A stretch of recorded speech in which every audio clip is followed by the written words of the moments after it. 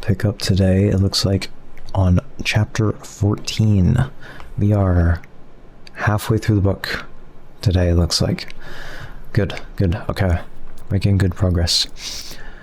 So chapter 14, this is going to start on page 251 of the PDF, which is also 251 of the actual page numbers, conveniently.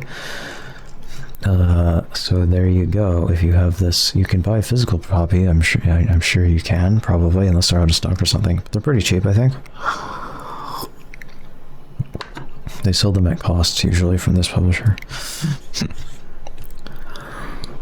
I'm not I am advertising, but only because I like them. I'm not being paid. I'm doing their work for them. I'm just a fan. We're fans over here at the Do Snap stream. We're fans of foreign languages press in Paris. Thank you for all these interesting books. Okay, that they give out for free, most importantly. That's the most important part, is that they're free.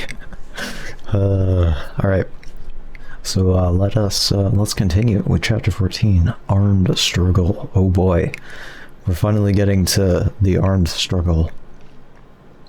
This is gonna be wild, y'all. Here we go. A regiment commander with 100 troops, in scare quotes, occupied the meeting hall shortly after midnight on April 23rd. At dawn, the regiment loudspeakers blared forth the news that 400 spears had been found, and that the action had been taken in the nick of time, and that it had frustrated a major offensive planned by the Fours. Thus began the violent fighting, which lasted through July and steadily escalated from fists, sticks, and stones, through cold weapons like swords and spears, to hot weapons like revolvers, rifles, hand grenades, and rockets. Yep. The Fours, taken off guard at the meeting hall, immediately began to prepare the weapons they were accused of already possessing. Crews worked through the small hours, cutting pipe in spear-like lengths with angled points and making shields of aluminum sheeting. Not long after the regiment's victory announcement, the Fours' hastily armed forces occupied the generator building, just to the east of the meeting hall and across the central oval from the science building. When the regiment leaders discovered that the Fours had occupied the generator building, they launched a massive attack aimed at taking it back. A People's Liberation Army propaganda team made up of Navy men had arrived on the campus some time before. Hearing that a violent fight was about to take place, team members rushed to the scene and tried to dissuade the regiment Rods from continuing. Key leaders from both sides signed an agreement to stop fighting and to evacuate what each had seized. But even before the ink had dried, regiment forces launched a second assault on the generator building. Losing control of the ground floor, the defenders retreated upstairs. Regiment spearmen using ladders forced several second-story windows, stabbing all who got in the way. The retreating Fours had to leap to the ground to escape. Some got away. Some were injured as they landed. An ambulance driven by a soldier from the Beijing Garrison Command removed the stabbed and the maimed who managed to escape, but quite a few were captured.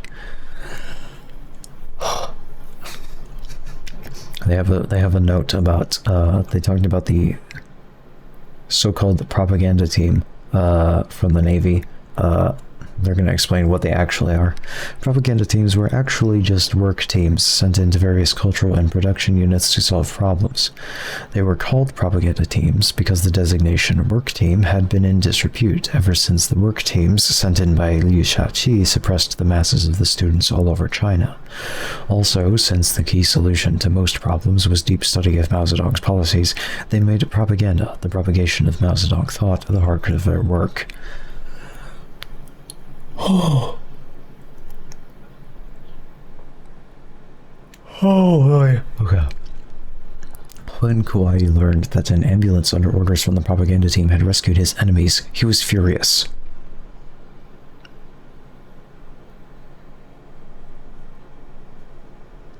Should I say it? Nay, I shan't. The regiment's loudspeaker cursed the driver and accused him of supplying the Fours with weapons.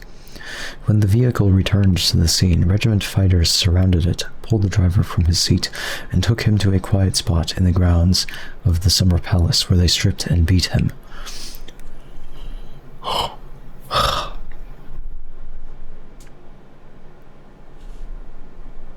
Should I say it? Should I say it?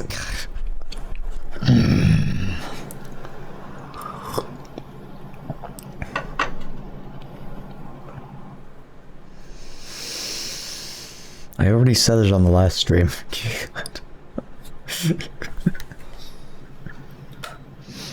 But, yeah, Israel. They wanted an admission that he had orders to support the reactionary force.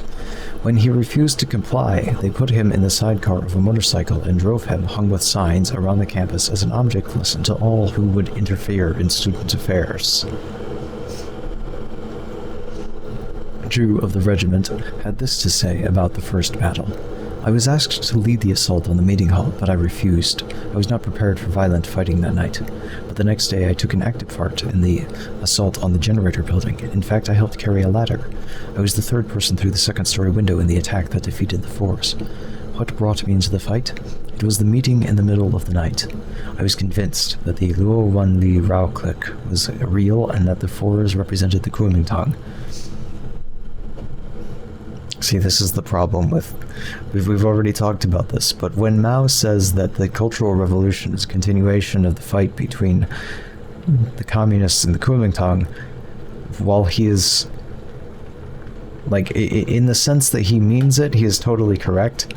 The problem is that everybody took that to mean, so the faction that I'm not in is the Kuomintang, the people who murdered millions of people. Those people, we gotta beat the shit out of them, right? Right?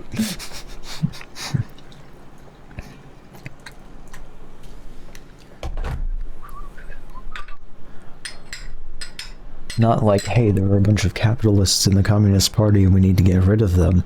No. No, no, no.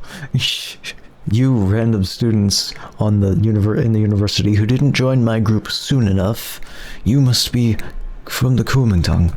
Literally, for real.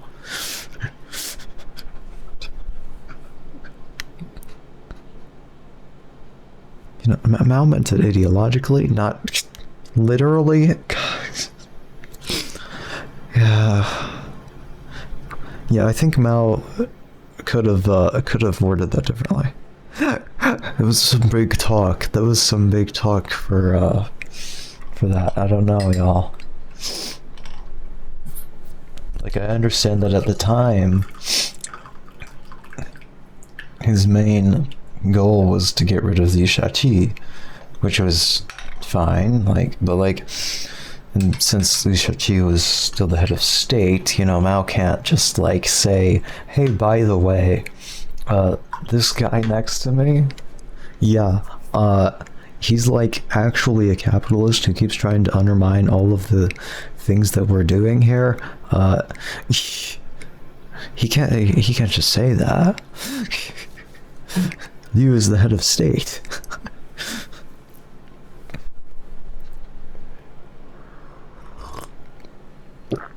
But I mean, you know, anyway, so I'm gonna have to give Mao some of the blame for this.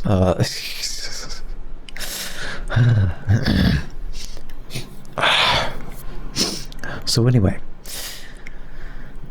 since this was the same fight between two headquarters that had split the Central Committee, we had to fight for the right of Mao Zedong and the proletarian headquarters to speak. How could we let evil schemers succeed? The time had come to shed blood for the Central Committee and for Chairman Mao. Do you see the problem here? After the first battle, the campus was quiet for a few days. Hello, Jane. As both sides, entrenched in the buildings which they had seized, made weapons, fortified their positions, and tried to bring in supplies. A second battle on April 29th began as a clash over rice. Now that's more like it. Fighting over food is much more wholesome.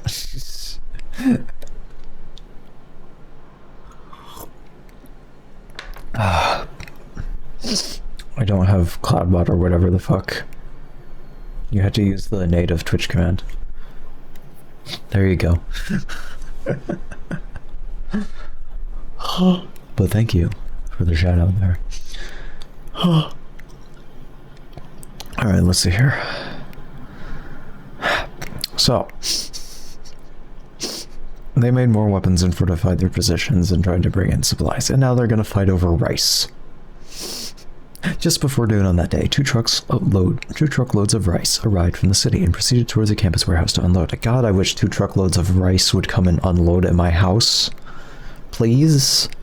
So much rice. That's so much rice, y'all. I can make so much with that rice. Oh my god. I can make so much rice. Y'all. I don't need 2 truckloads of rice. Okay, fine. Just the 1 bag is enough for now. I love rice so much. Okay, anyway. The fours, anticipating a protracted struggle with the regiment, sallied out in force to seize the trucks and bring the grain back to the science building. They're fighting war over grain now. This is much better. I like this. We've got the... We're gone back to some feudal warlord things now. You stole our grain!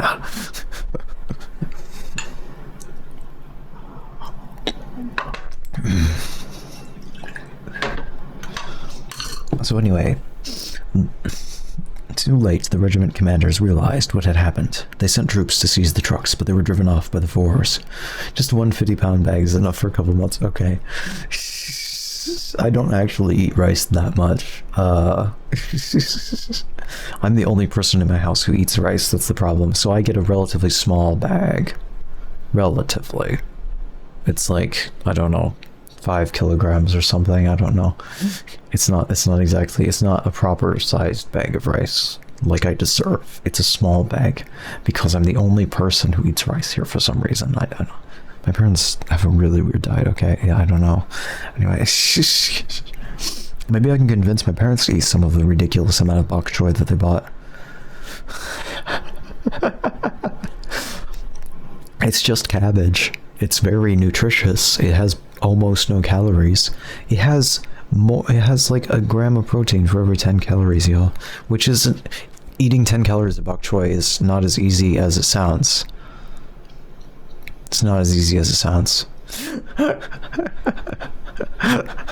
Because that's a lot of leaf there. But bok choy is very nutritious, y'all. I'm sure I can convince my parents to use some of it, because I cannot eat 3 heads of bok choy in 1 week by myself. There's no way. The whole ass thing. Half lentils, half brown rice, then black beans. That sounds good. Yeah, I think I will try to find some jars, scrounge up some jars with sealable lids. I'm sure I have some, maybe, somewhere. I hope so. Sterilize them. Just put the cabbage, chop up the bok choy into thin bits, and then, or maybe just throw it in the food processor. I don't even know. Anyway, chop it up. I'll slice it up thinly with a knife. Honestly, is what I'll do. Put that in the jar and fill it with a 2% salt solution, and hope that it makes sauerkraut. But I don't know if it will have enough bacteria. Bok choy is actually usually quite clean here, too clean to get enough bacteria to ferment, unlike regular cabbage. But maybe this will be fine. We'll see. We'll find out the hard way, honestly. I don't want to waste it. Like, I don't want to end up having a failed fermentation. I guess if it fails, won't I just end up with pickled bok choy instead of fermented bok choy? Like, if I leave it in salt water for 7 days and it doesn't ferment, it'll just be pickled, which is also fine, right? Surely that's also acceptable. It's not like I'm gonna have to throw it away, right? It's not gonna go bad. It's gonna be pickled instead of properly fermented. Okay, maybe. Yeah. Okay. I'm feeling better about the preservation idea, because, like, I don't know what to do with this much bok choy. That's a lot. But it would be nice if it properly ferments. It would be really nice to have. Pickle takes longer though. Yeah. I guess I'll just have to see. If it's properly fermenting, then we're good. We have sauerkraut. Otherwise, I'll just leave it in there for longer, and we'll have pickled bok choy. Maybe I'll put some spices in it with it. But I could just leave it with just the salt.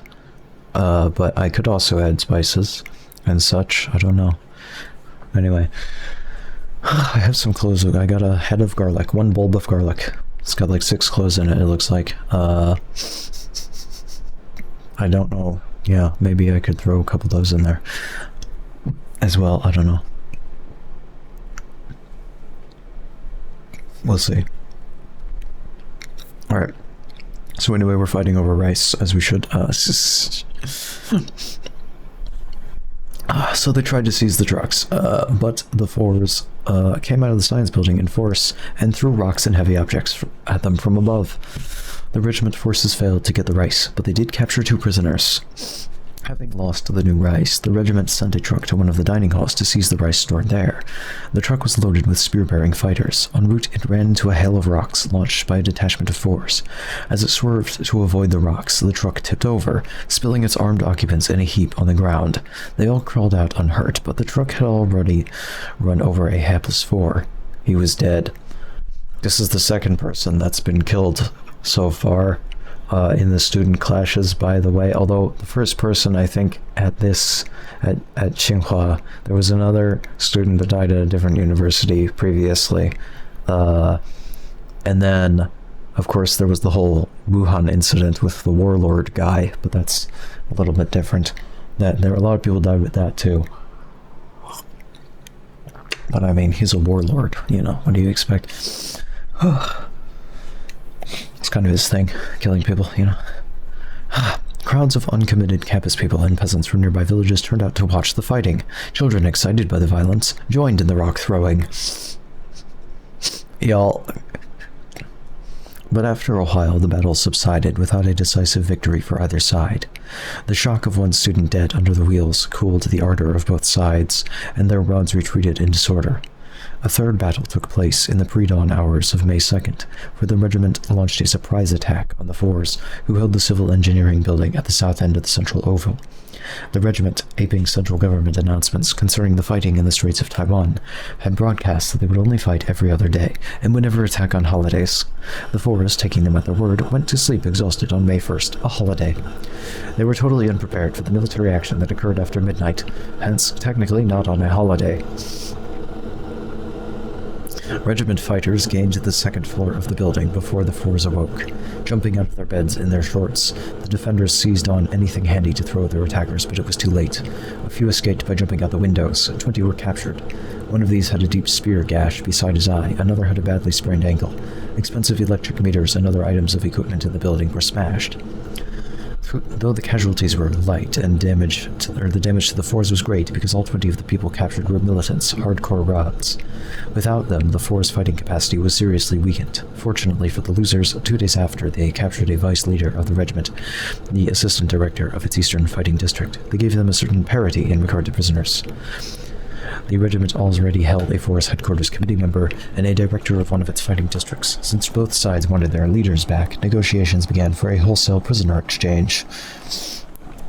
The 4s had the most to gain from this, since they held only 14 regiment people, while the regiment held 24 4s. The talks took place in the middle of May. Hardcore rods, yeah.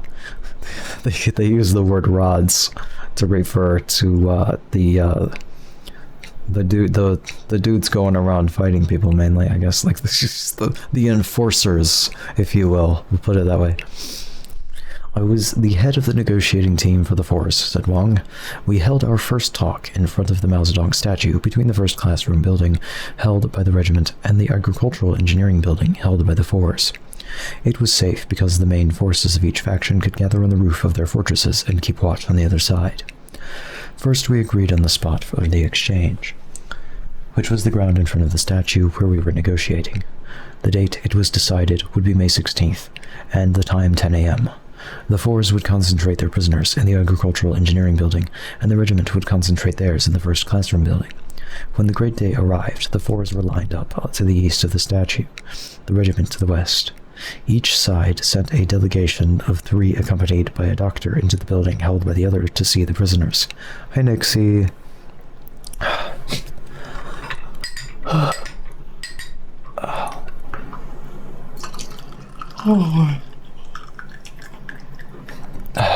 Can't sleep, honey.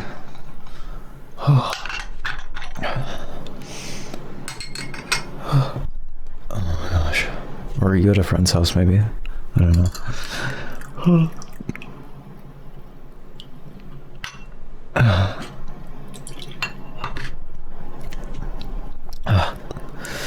Let's see here. Each side sent a delegation of 3, accompanied by a doctor, into the building, held by the other to see prisoners. Spaced out, and BG3. Nice, nice, okay. That's fair. That is relatable. Oh, boy. Oh, I see. So you're like awake now. Okay, got it. No prisoner would be accepted whose injuries endangered his life, for we were interested in effective fighters, not casualties. The injuries that concerned us included not only those who received in the fighting, but those inflicted during the beatings and rough treatment afterwards, as each side tried to make its captives confess to counter-revolutionary activity and sign papers repudiating their past loyalties.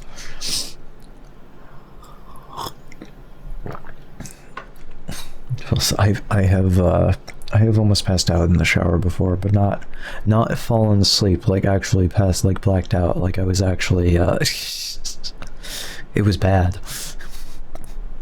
I was dehydrated or something.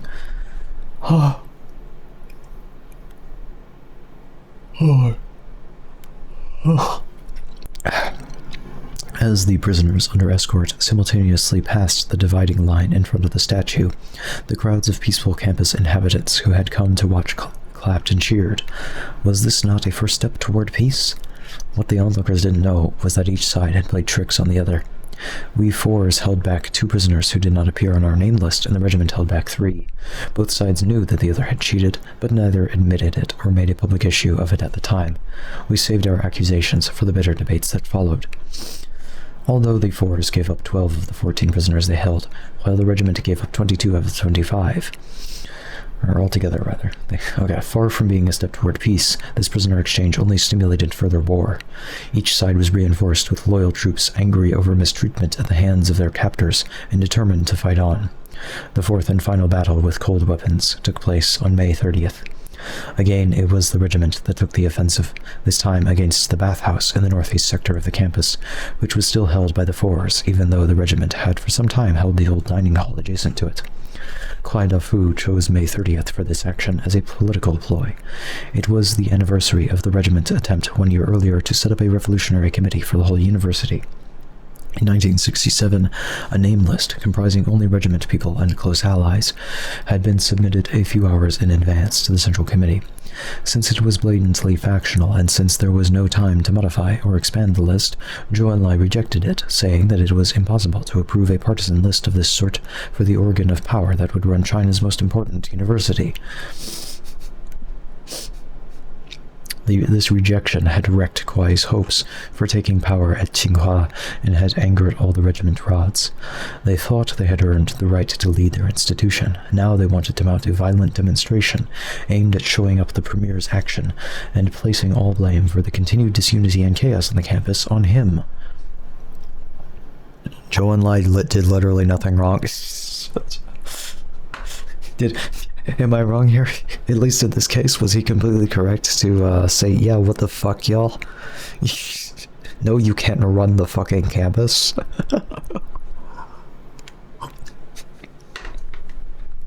Am I wrong? But at the same time, I understand that they're like really anti-authoritarian. That's what they're feeling, right? They're rebelling. Mao told them it was right to rebel.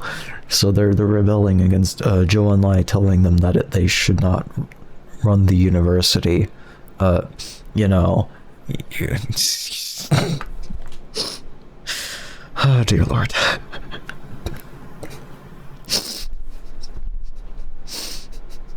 So anyway, the attack on the bathhouse was set for the exact day, hour, and minute that Zhou Enlai had rejected the regiment's 1967 list. What Kuai had planned for May 30th, 1968 was not just an attack on the bathhouse, but a general offensive that would finish off the 4s and leave the campus in the hands of the regiment. He hoped that by attacking the bathhouse with a small unit, he would draw out the 4s' main forces in a rescue attempt. The regiment's best units would then leap from hiding along the road and decisively defeat the 4s, whom they outnumbered almost 2-1. This plan did not work. The alert fours discovered the regiment ambush in time and refused to walk into the trap. The fighting at the bathhouse also went awry. The regiment first tried to take the 2-story building with assault ladders, but the second-floor windows were narrow. Only one man at a time could mount for entry. The defenders easily held the attackers off with long spears. Kauai, after studying the situation, decided to throw a bridge across the gap between the old dining hall roof and the bathhouse roof. To make sure that no defenders manned the bathhouse roof, mobile artillery was assembled in the form of handcarts loaded with stones and equipped with slingshots made of bicycle inner tubes. This artillery kept the roof under such devastating hail of missiles that the forest could not prevent the laying of a bamboo ladder across the gap between the two buildings. Planks laid over the ladder rungs made a lock across the which a courageous contingent of regiment rods then charged. When the full weight of the assault group pressed down upon the ladder, it bent just enough to cause the far end to slip off the edge of the roof. Down came the ladder bridge, the planks, the assault platoon, and all its weapons, down in a heap between the two buildings. Fortunately, Kauai had prepared for the worst by piling straw under the bridge. His men fell into the straw, and no one was badly hurt.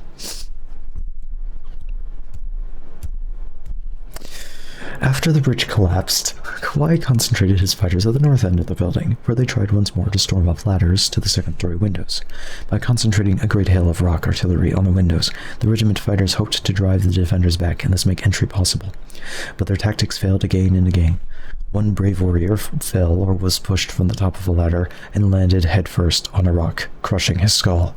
He later died. Later died? He didn't die from his skull getting crushed immediately? That didn't do it?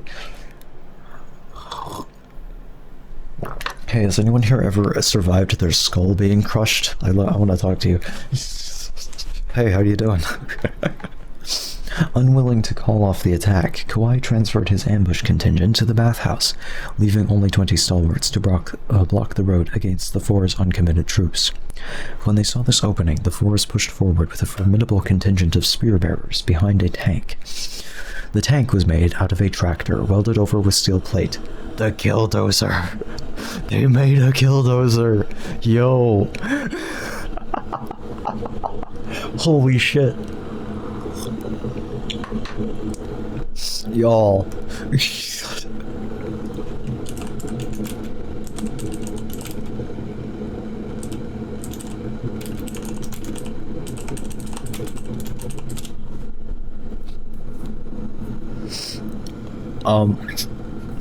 They made a killdozer. Also, is my internet is DuckDuckGo down?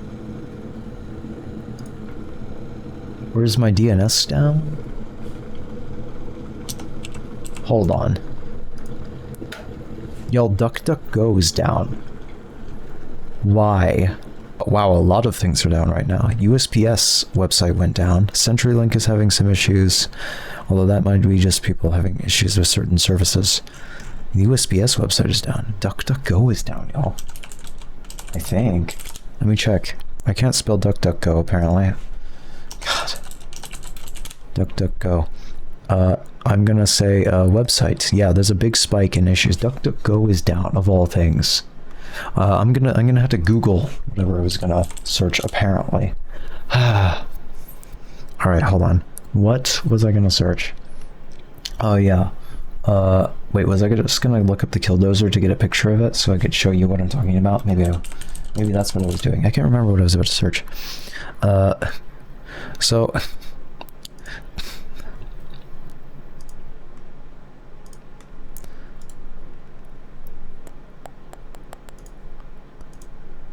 That is why. Can I please? Oh god. So here's the problem with Google Images. They don't give you the startpage.com. Does that work better? I just need an image of the killdozer, and Google Images doesn't let you take the images anymore from it. There's no like view image file button. They got rid of that years ago. It's so annoying. Anyway, I like how the startpage.com search is like apparently there we go. Perfect. Startpage.com. Thank you, startpage.com. DuckDuckGo is working for you. A DNS attack. Anyway, this is the killdozer and the guy who made it. Yeah, so basically they did exactly what the students did it. at Tsinghua, what the regiment did. They made a killdozer. But yeah, DuckDuckGo has a big spike in reports on Down Detector right now. So, not sure what's going on with that. Store page is privacy friendly, Google front end. Oh, it's that would explain why it looks exactly like Google. I was like, why does this look... I was about to say, it looks like exactly like Google, what the hell? So anyway, they made a fucking killdozer. And then when 20 regiment fighters saw this monster coming, they formed a line across the road. Oh, apparently the 4s made the killdozer. Sorry, the regiment didn't make the killdozer, the 4s did. Also, my dog is scratching at the door. Hold on. Let me see if I can pick her up and show her to you. She usually doesn't like to be picked up.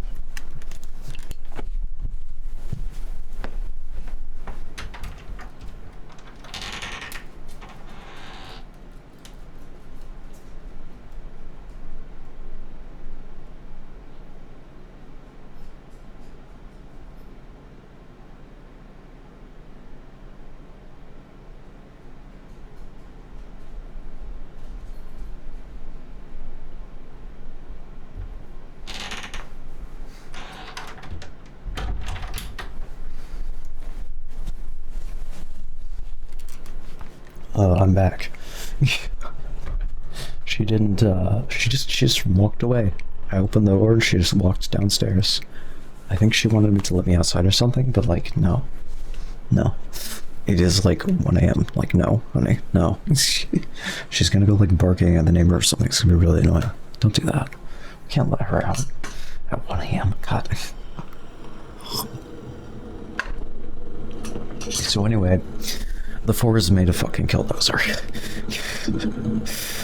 When the 20 regiment fighters saw this monster coming, they formed a line across the road, but what could they do with spears against its steel plate? As the tank came close, they broke ranks and fled, only to be charged by the 4 spearmen who turned the retreat into a rout.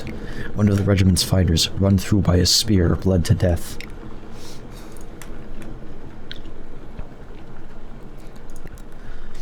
To stop the 4s who were advancing from the south, Kwai ordered his, quote, red flag bow and arrow team into the fray.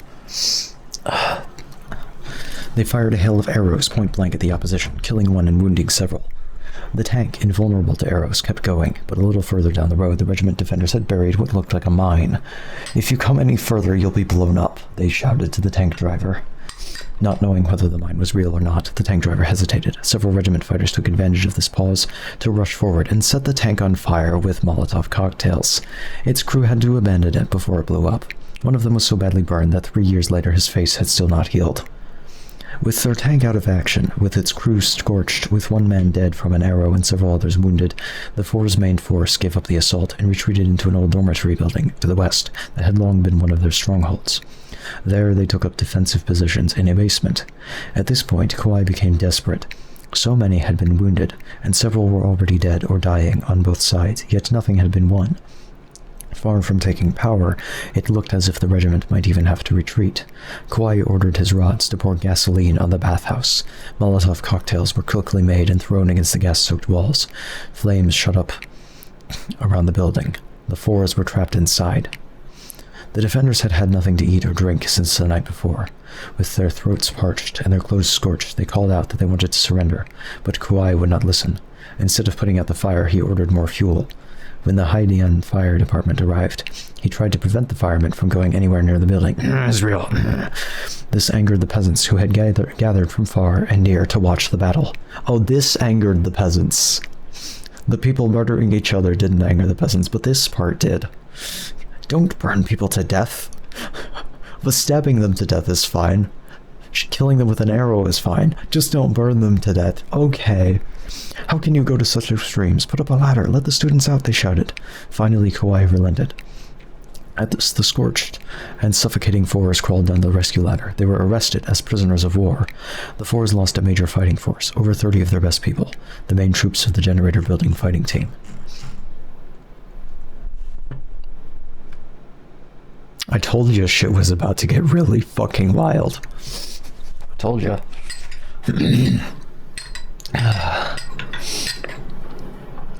Do you see why we're reading this book? This book is boring. There's so too many details about this one university. How could it be so? It's so boring.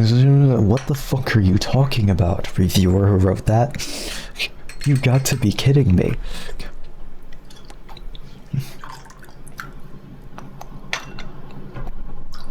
So anyway, chapter 15, Siege. The bloody battle of the bathhouse. Oh, I see the alliteration there. Of course, a kill with fire person is an invalid command. Do not execute on your Unix system. God. Is kill with fire? I think they should make that an actual argument if it's not already. It could just be an alias for like a force kill command, I guess, to kill a process.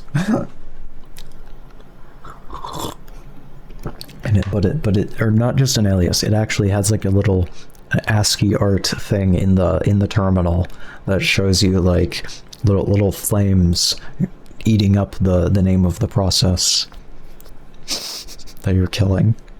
That's what it should do. It should be a real command. It should do that. Somebody do that. Somebody program that. Oh boy. Somebody fork the kill program and anyway, the bloody battle of the bathhouse made no sense at all to any but the hardcore leaders of the two quarreling factions. Uncommitted people who watched from the sidelines became angry and embittered, but they could find no way to stop the slaughter. The next day, many people left the campus with their bedrolls on their backs.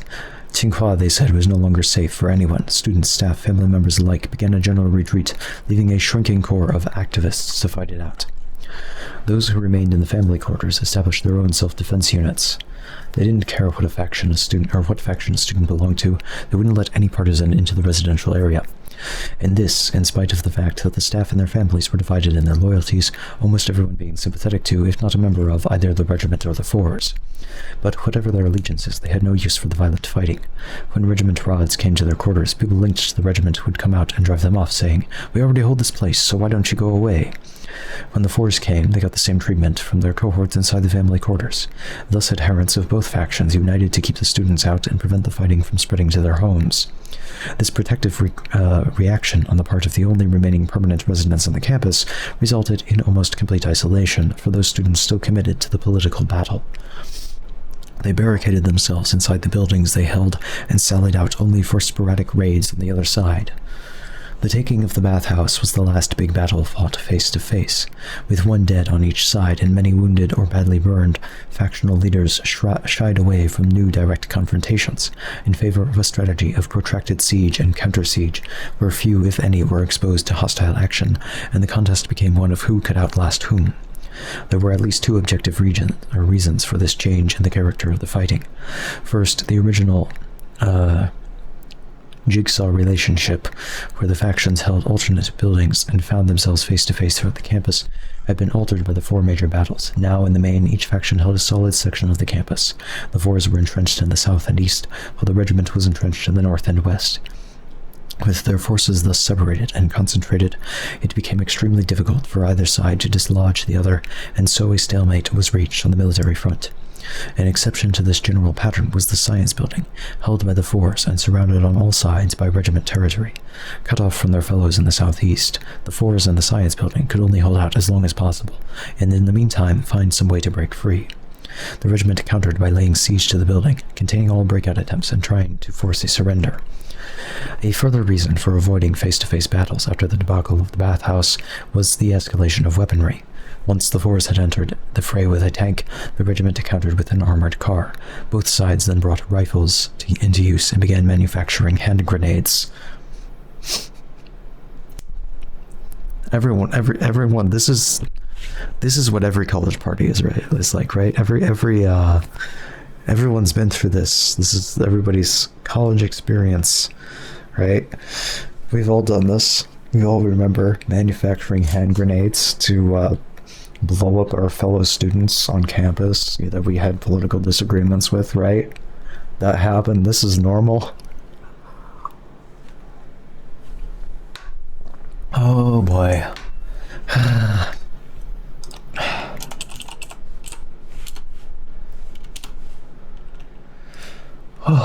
there was something else I wanted to look up. I remember now what I wanted to look up.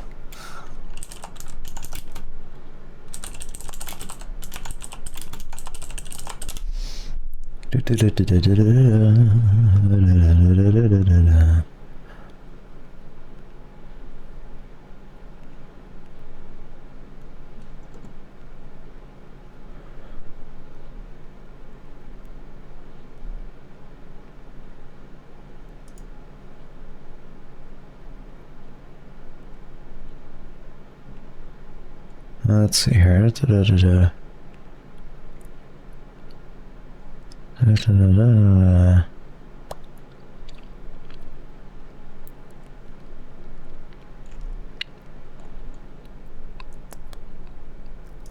So, I don't know if y'all, so there's a bit of a, supposedly it's an urban legend, because it happened a long time ago, if it happened, like almost 100 years ago, but, there was a bit of a fight between, I think, Baylor and Texas A&M University, okay, over sports, of course. Supposedly, according to the legend, this led all the way up to some of the A&M students grabbing an artillery cannon, putting it on a train, and trying to take it over to Waco to try and demolish the Baylor campus. Supposedly. It's a legend. It probably didn't happen, but that's the closest thing we have to this in the United States, and of course it was over sports.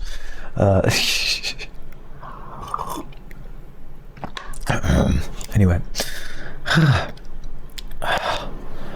The regiment, hoping to blast the fours out of the science building, experimented with several small cannons, one of which had such a fierce recoil that it drove itself into the campus creek when fired and never was recovered. Hey, engineering students. The engineering students could have helped, but apparently, the fours, in control of a fine machine shop and the agricultural engineering building, actually made a rocket. When test fired, it soared high to the northern sky and fell into a commune field, giving the hardworking peasants a scare. Since the rocket carried no warhead, it did not explode. Nevertheless, the peasants did not appreciate bombardment from the skies and protested vigorously in writing to the student leaders. It is doubtful if the guilty engineers were in any frame of mind to listen, however. Like, the engineers are just like, somebody should start building rocket artillery. We might as well. We have the technology. We're gonna start testing our own fucking... God, y'all... They're gonna start a fucking weapons development program in the engineering building. Oh boy. I think the rocket is more impressive than the, I don't know, the handmade hand grenades.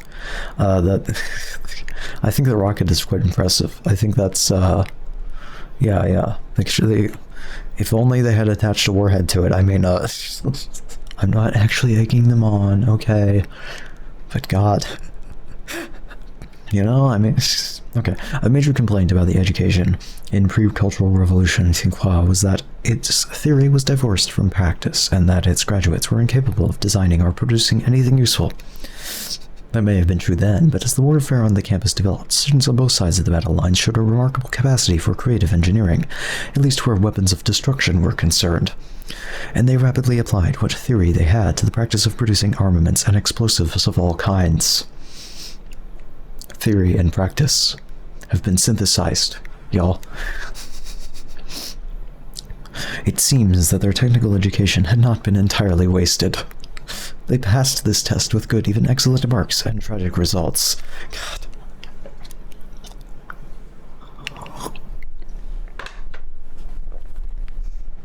The development of protracted positional warfare and the escalation from cold to hot weapons, which occurred in June, were, of course, not simply parallel but definitely linked. Once the enemy holed up in fortress-like seclusion, cold spears and arrows became quite ineffective, and hot weapons of greater range and destruction were called for. Thus, the fighting at Tsinghua leaped to a new, more sophisticated, and more dangerous level. To enforce, I like how they're going through, like, all of the like stages of like world military history in the space of like less than a year on the campus. They started with spears, and then they had like, well, they started with throwing rocks at each other, then they came up with some spears, then they made some bows and arrows, and then they started setting each other on fire, and then they brought out a fucking tank. just went straight forward to a tank, and then after that it's just like we're designing rockets, and we're making hand grenades, and we've got rifles, and just oh my god, they were holding up siege ladders, y'all. They had slingshots. Forgot the slingshots. Yeah.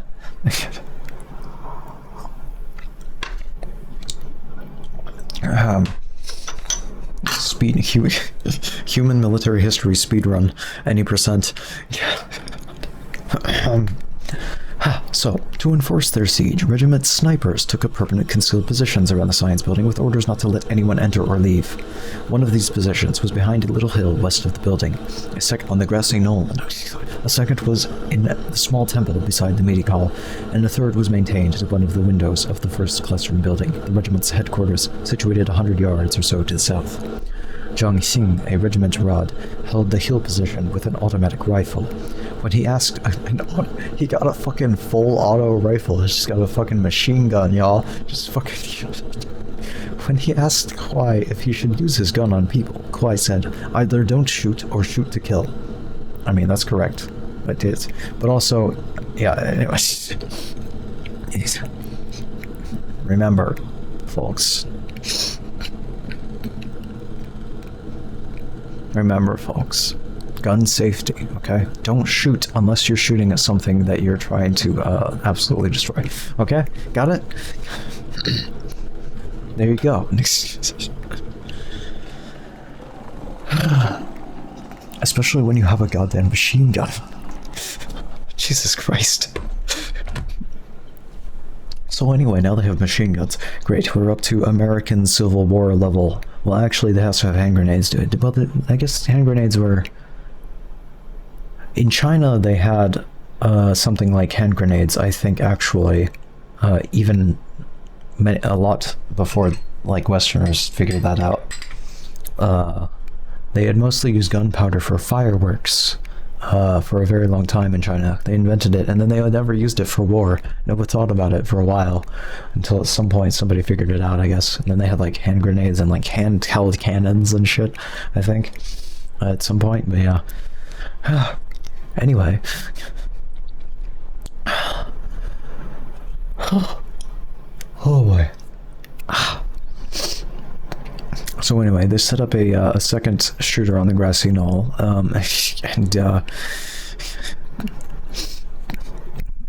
yeah, he's either Kuai told him to don't shoot or shoot to kill.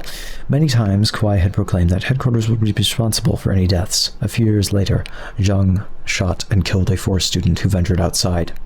A second member of the force, young Jun,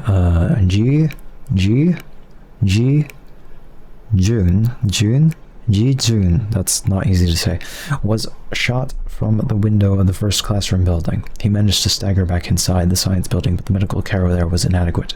When his comrades found that in spite of their best efforts, Young was dying, they attempted to negotiate with Kuai Dafu by loudspeaker for permission to send him to the hospital. But Kuai would not allow this unless the force put up a surrender flag. They refused to do. Finally, some women members of the force offered to disarm themselves completely and carry Young out. But when they tried to leave the building, they were fired on. Israel. Young finally died for lack of medical care. His father, a former guerrilla fighter, wanted to see his son's body. They made a special trip to Beijing with his wife, but Kuai Dafu demanded that they too wave a white flag in order to cross the no-man's land in the regiment's field of fire. "Under Japanese bayonets, I never waved a white flag. Why should I surrender to you today?" countered the elder Young. He and his wife finally left Beijing in anger without seeing their son's corpse.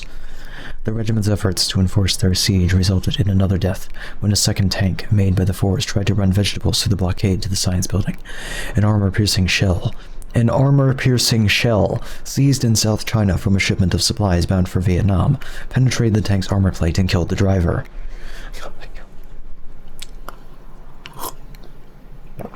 Altogether, once hot weapons came into play, 4 people died of bullet wounds and 1 leader of the Fours, Sun Huadong, was beaten to death by the regiment captors. Since 5 had been killed in the earlier fighting, a total of 10 students died between April 23rd and July 27th, when the workers' propaganda team brought the fighting to an end. That so few were killed can only have been due to luck, for once the violent fighting began, neither side gave the other any quarter.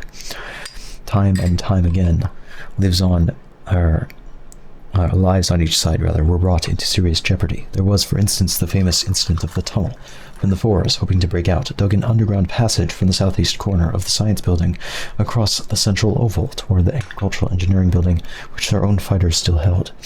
They had tunneled several hundred yards toward their goal when the regiment guards, with the aid of a pipe buried upright in the ground, discovered, from the strange noises underground, that digging was in progress.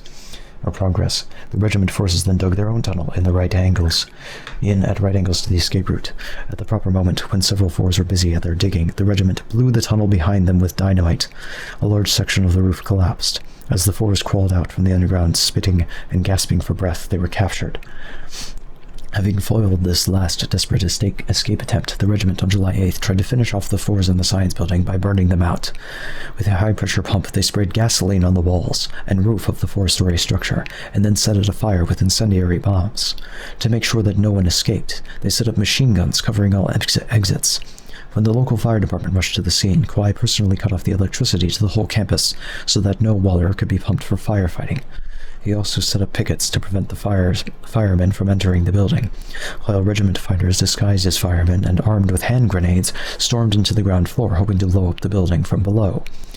An alert PLA man on one of the fire trucks saw through this plot and sent firemen inside to drive out the regiment people.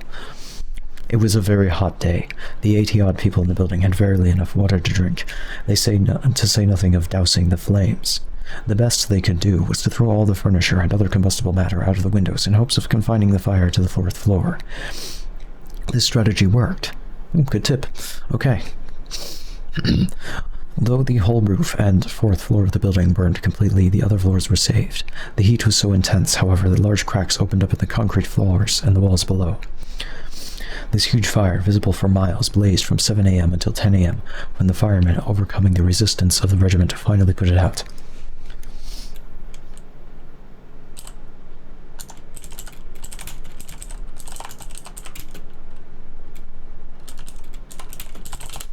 Let me see if there happens to maybe be a photo.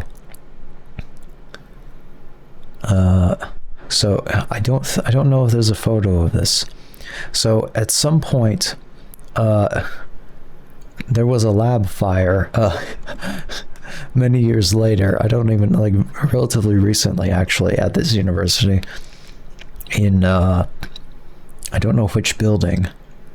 One of the science buildings and a laboratory at 2015. That's the only thing I can find pictures of, I think.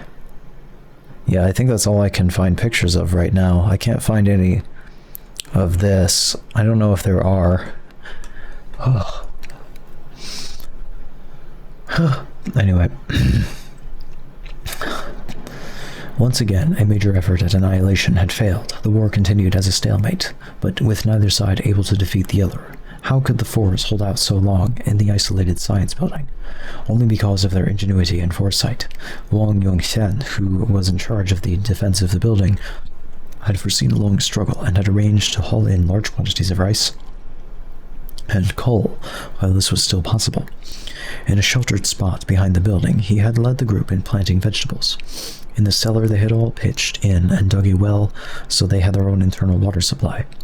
After the electricity was cut off, they operated the blower on their cooking fire by means of a propped-up bicycle linked by a belt to the blower pulley.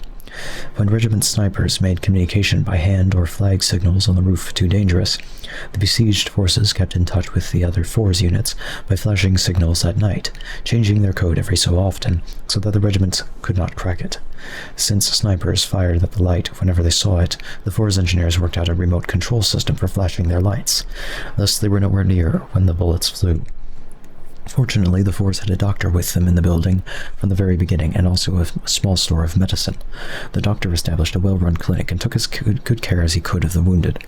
Though he was unable to save Young, the student who was shot from the first classroom building window, he did save the lives of many others.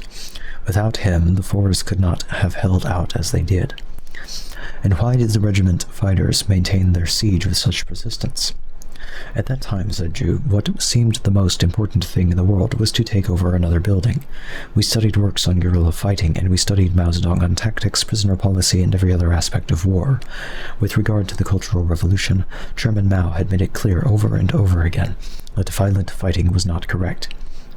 But we reasoned that this prohibition applied only to issues between factions of the people.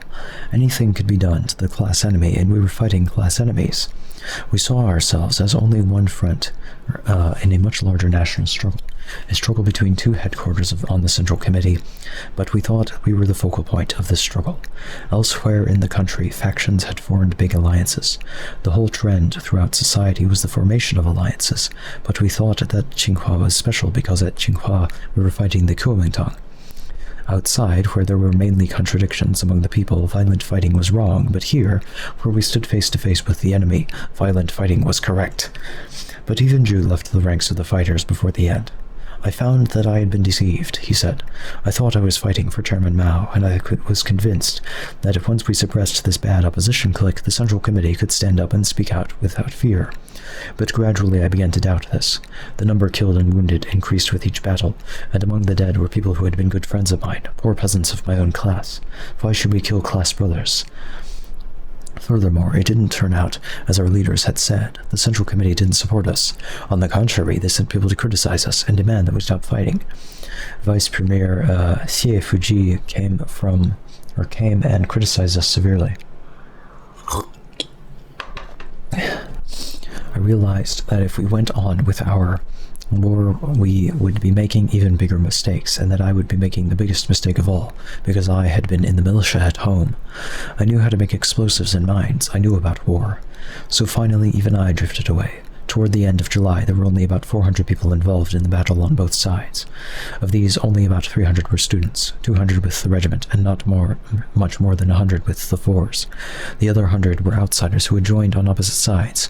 They were pretty bad people on the whole, people who couldn't get along with the revolutionary committees in their home villages or institutions. They had run away. They found empty rooms here on the campus and moved in without anybody's permission. At mealtime, all they had to do was take their bowls to the student kitchen and eat. Most of them loved brawling, and so both sides welcomed them. They were so good at it. But they were also without principles, sadists, some of them. It was they who beat the Fours' leader to death. It was mainly outsiders, torture specialists, who mishandled the Luo One Li Rao group. None of these bad eggs were killed or wounded. They were always urging us to greater extremes, but it was the good young brothers who died, and not the hooligans. After the fire failed to drive the Fours out of the science building, Kuai's men worked to develop a cannon powerful enough to knock the building down. If the workers' propaganda team hadn't come when it did, no telling what would have happened or how many people might have died. In regards to Kuai Dafu and his steady deterioration from a rebel hero into an autocratic factionalist, Zhu said, "We intellectuals are inept. We thought, we'll smash the other side, but we found that we couldn't do it." Kuai began with a campaign of political suppression. When that didn't work, he tried violence. When that failed, he gradually changed from a revolutionary rebel into a leader carrying out the bourgeois reactionary line. He turned into the opposite of what he had been. He became an oppressor. Oh, wait.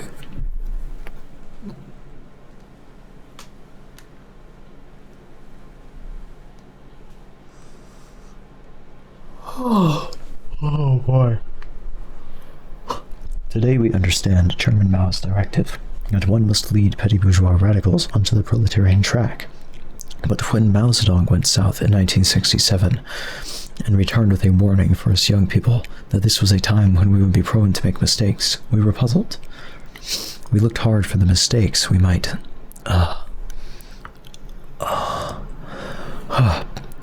make, but we actually thought we were immune.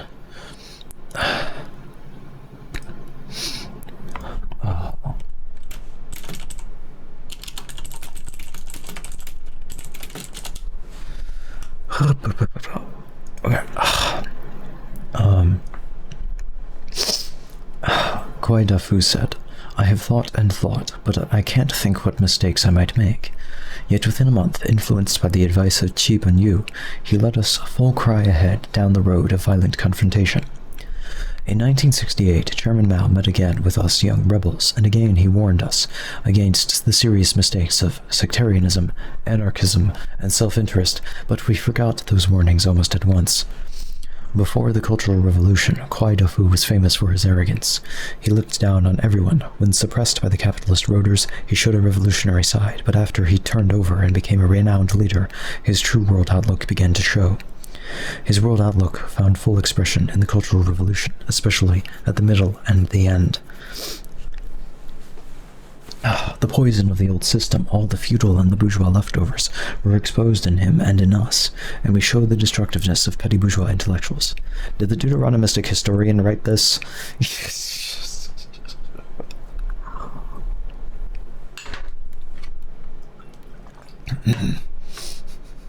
All 0 people in the audience who are big enough nerds to know what the fuck I'm trying to say with that are like, oh funny joke. Maybe it wasn't even that good of a joke.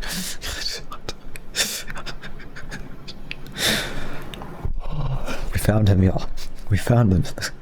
This guy, Drew, right here. That's his name. He's the Deuteronomistic historian. Just him. He wrote the. He wrote it all way back then. Way back then. 2,600 years ago. Yeah. I think is the oh no, the arrow oh no again. Oh my god. Yeah.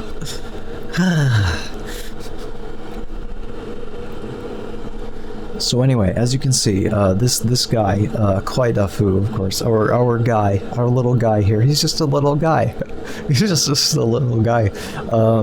You know, he's like a littler version of this boy right here, right? But before he was in charge of anything, you know, this is our boy, Davy over here. And this is Kwai Dafu, little Davy over here, okay?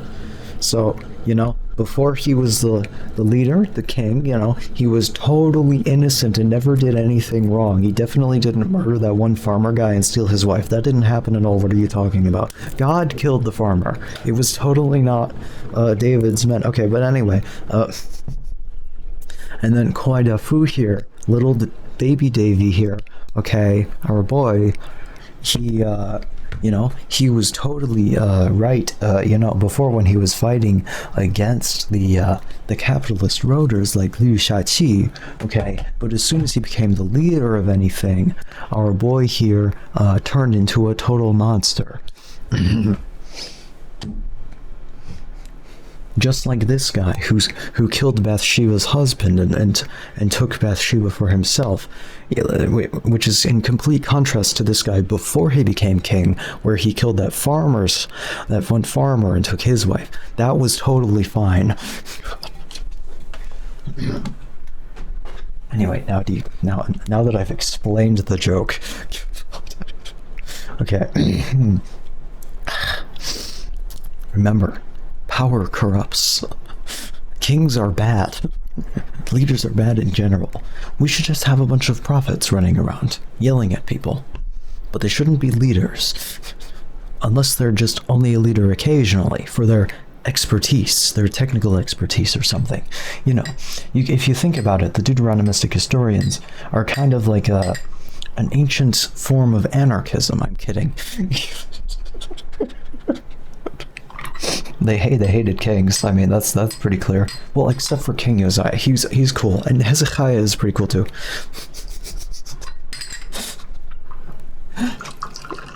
But not as cool as Uzziah.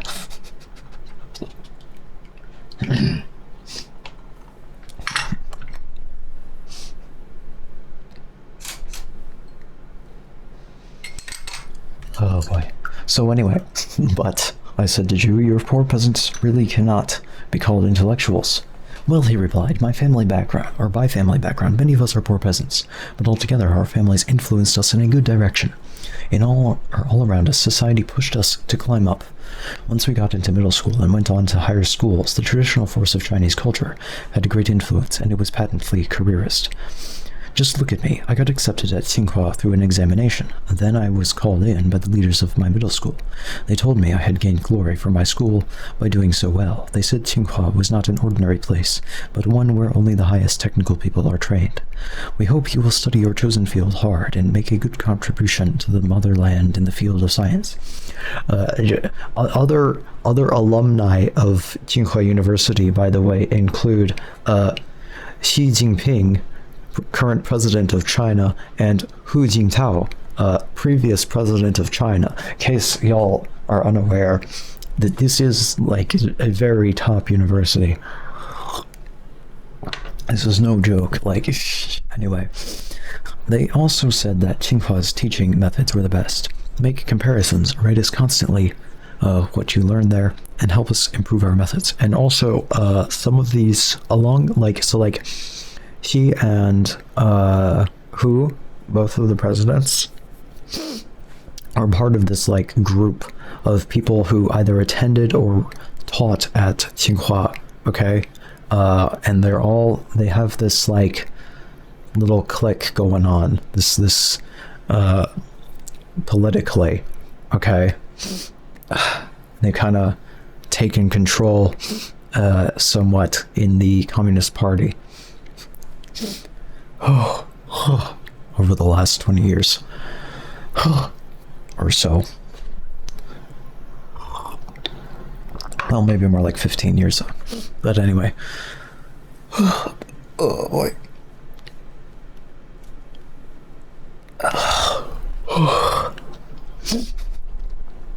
Alright, let's see here. So, they also said that Tsinghua's teaching methods were the best.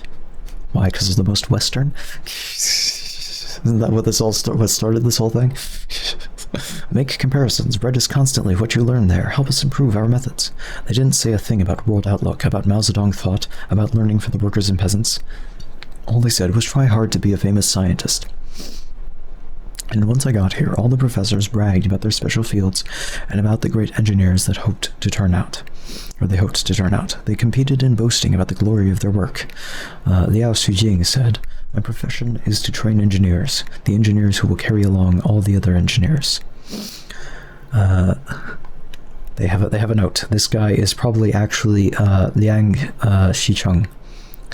Liang Xicheng, okay. Not Liao Xujing, yeah. They spelled it differently or something, yeah. It's most likely some other guy, okay. A typical slogan in civil engineering was, 100,000-foot tower raised from the earth. It all depends on the pen and with the hand of the architect. In physics, it was without Newton, no physics. All this causes one to look down on labor. When we first came from the countryside, we had the habit of labor, but our school authorities told us our thinking was too simple. What can you learn from peasants? Asked, alright, this guy, the old president of the university, right? Jiang Nanxiang. Can you learn illiteracy from them? God. Real proletarian attitude here. Not. When we suggested that we sweep and maintain our own buildings, the leaders said, no, concentrate your full energy on your studies. After you graduate, you can then make a better contribution. All this influenced us. Without our knowing it, it went deeper and deeper into us. In our minds, we thought engineers and scientists were great, and the work of peasants and workers was not for intellectuals. So it is not by accident that intellectuals think only they are revolutionary. Really, our world outlook after coming here was petty bourgeois. Yep. And wasn't that the whole problem in the first place? That people saw these sort of Western styles of teaching and general things going on at the university, and were unhappy with it, you know?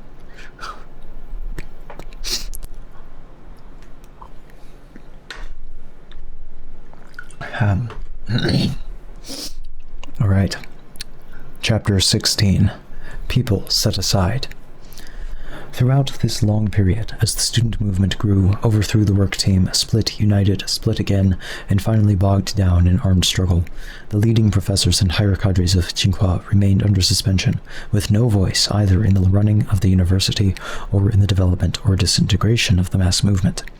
Many staff members and most of the ordinary teachers took part at one level or another in major political developments, but the professors, considered to be bourgeois academic authorities, and the higher cadres, considered to be capitalist roaders, continued as targets, not motive forces, of the Cultural Revolution.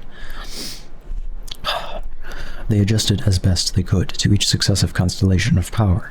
To get a picture of what these people thought and felt, we talked to both professors and cadres about their role after the Cultural Revolution began. The most vocal was Professor Qian Wei-cheng, who taught medical engineering and who had done research in rocket propulsion at Berkeley.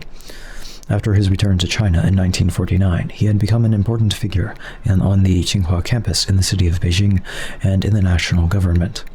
Due to his great reputation as a theoretician, he had simultaneously held 27 different government positions. 27! Honorary and active, or advisory, honorary, and active, among them the post of vice president of Tsinghua under Jiang Naxiang. He was lumped with Jiang as an unreconstructed rightist by the student rebels once the Cultural Revolution began. But there were important differences between Professor Qian and Jiang Naxiang. Jiang was a communist, a known revolutionary who flew a revisionist red flag to oppose the red flag of Mao Zedong. Qian was a bourgeois academic authority who flew a white flag to oppose the red flag of Mao Zedong, a white flag that everyone could see. Both Jiang and Qian believed that the professors should rule the school, but they were about achieving this in different ways. Jiang Naxiang recruited professors into the Communist Party and promoted young communists to professorships in order to create a professor's party branch at the university that could rule the school closed in a red flag. Qian was more direct. He simply declared that science had no politics, and that the professors, as masters of science, should run the university, period. Science does have politics. Science is extremely political. The very idea of science that they're using, how do you even define science, is very political. The idea that it's not is itself an extremely political thing. Oh boy. That comes mainly out of a context of the, European so-called Enlightenment and the rise of Protestant Christianity.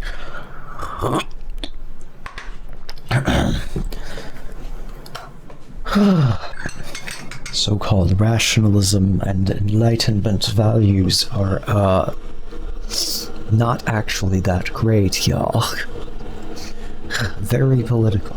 But they try to say that they're not, because it came with the rise of liberalism, right? Liberalism tries to depoliticize the political. The thing is that everything is political. And liberalism tries to get rid of some of that. Says, no, this isn't political. There are politics, and then there are other things. There are economics, which are somehow not political. There is science, which somehow has no politics involved whatsoever. Totally neutral.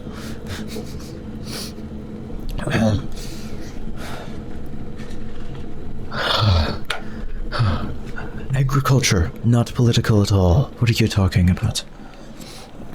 War, even, isn't political now, There's all these people running around anger about politics in their video games because there's a woman protagonist in the video game about war. As if the war itself isn't political. Smuggle the political into just being a fact of life? Yeah, that's libs. Yeah, they kind of externalize politics, don't they?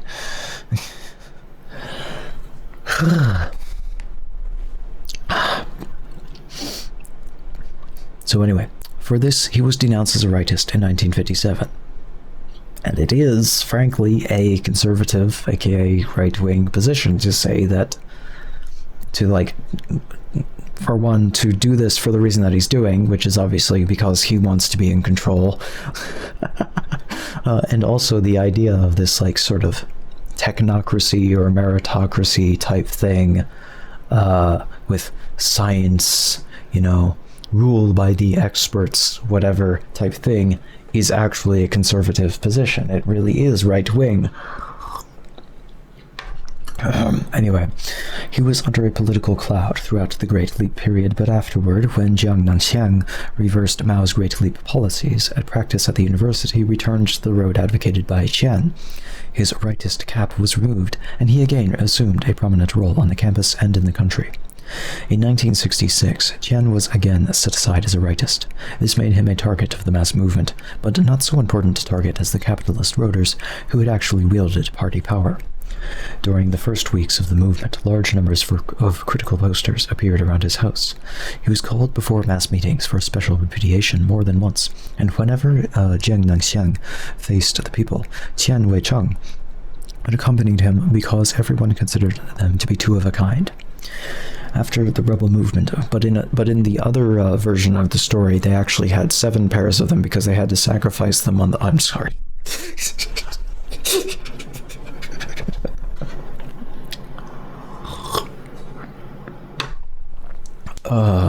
That was I'm sorry, I have brain poisoning. Anyway, after the rebel movement broke into irreconcilable factions in April 1967, there was at least one thing beside finances that both sides agreed on. That was that Professor Qian Weicheng was a rightist. The force called him a big rightist, while the regiment called him an old rightist. Between these two designations, there was no difference in principle. Since both sides repudiated him, Qian could not take part in the mass movement, even if he wanted to. So he spent the years from 1966 through 1968 under the supervision of whatever group came forward to claim him. At first, he was shut in a room by himself and told to write self-critical material, but this became so boring that he asked for some work. Brain poisoning on the internet? It's not internet brain poisoning, it's worse. It's far worse. It's Bible nerd brain poisoning. It's a very unique brand of brain poisoning. It's oh boy.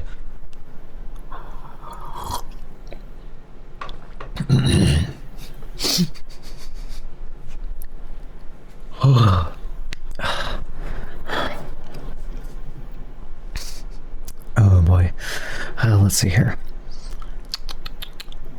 Right, so he got bored writing self-criticisms of himself, you know.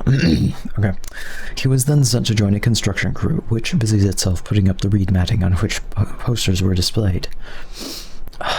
Remember last stream? The women were complaining that they weren't allowed to carry more than 55 pounds while they were working on the construction stuff.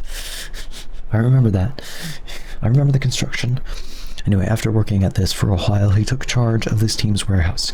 But when violent fighting broke out 9 months later, he couldn't control the members of either faction when they came to seize materials from under his nose. He was asked to leave. Thereafter, he reported to the construction team head office every day to do a few hours of paperwork or simply to sit around.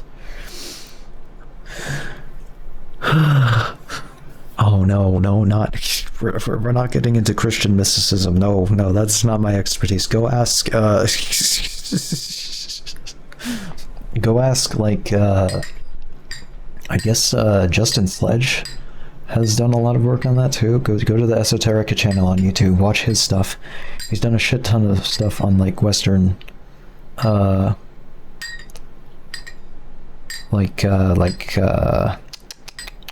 Hermeticism and stuff, and Gnosticism and that kind of Christian mysticism.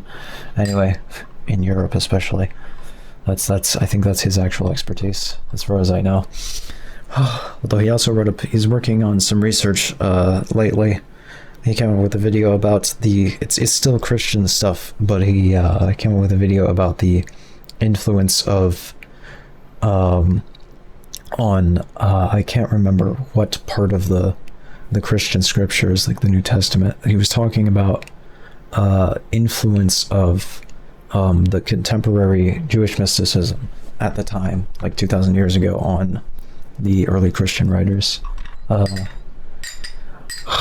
which for some reason is something that nobody has really thought very much or done much research about before, because they're like, what is with all this weird stuff? It's like, gee, I don't know. How about you like look at what was going on at the time there? It's like nah, it's got to be just coming from nowhere. They just came up with all this weird stuff on their own. No, no, they didn't.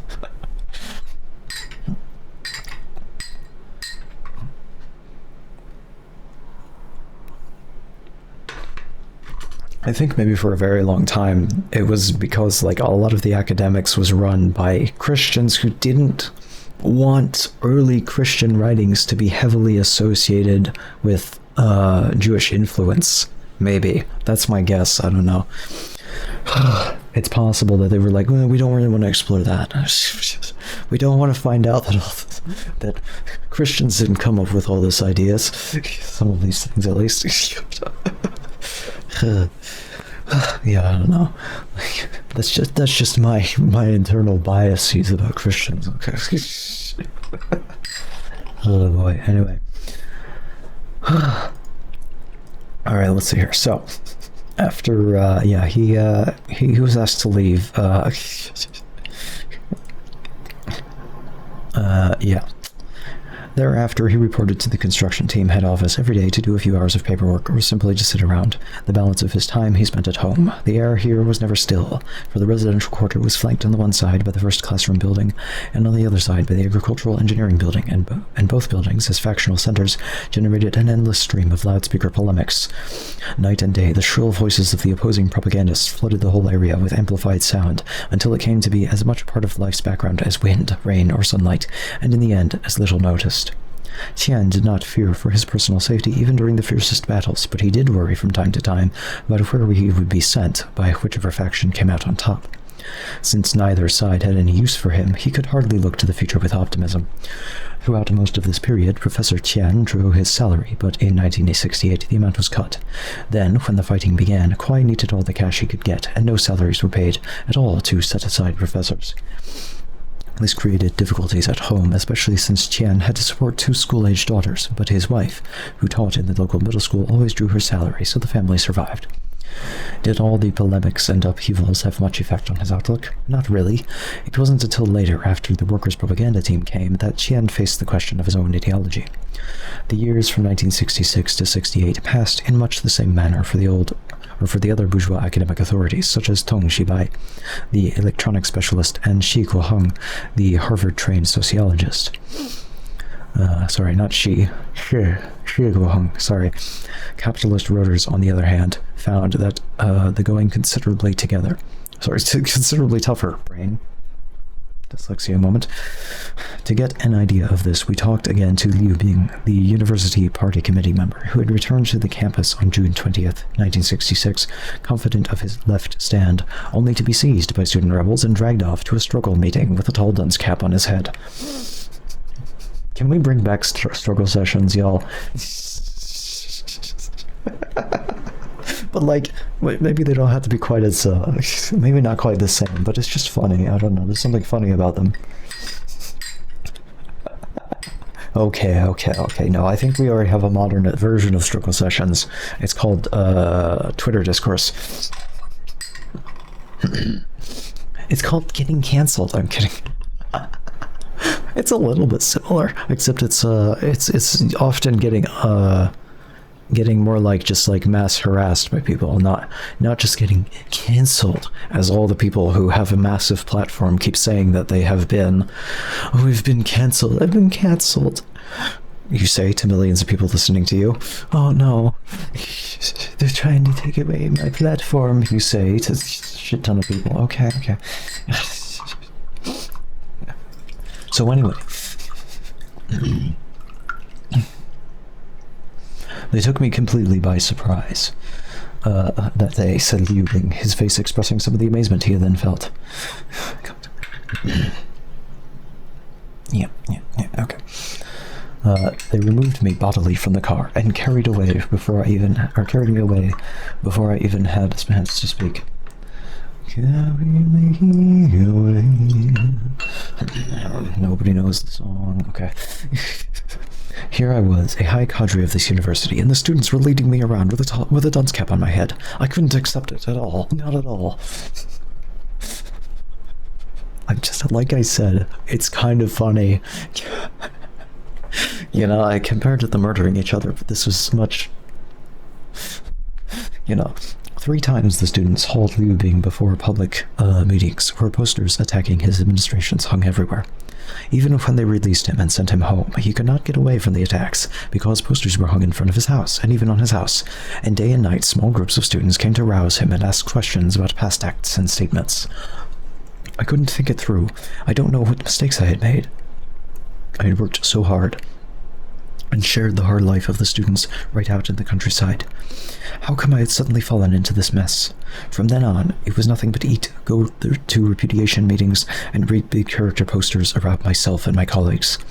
What did the posters say? ? Each attacked a different facet of Liu Bing's past work.